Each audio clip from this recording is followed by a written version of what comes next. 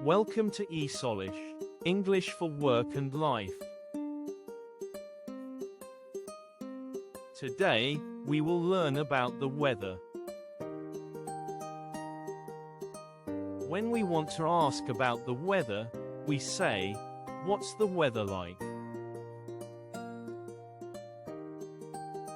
Let's learn about different types of weather.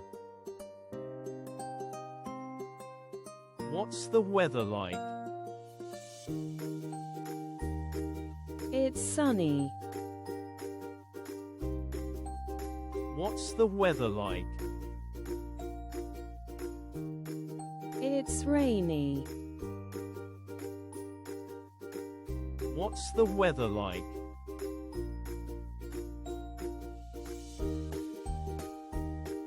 It's cloudy. What's the weather like? It's windy.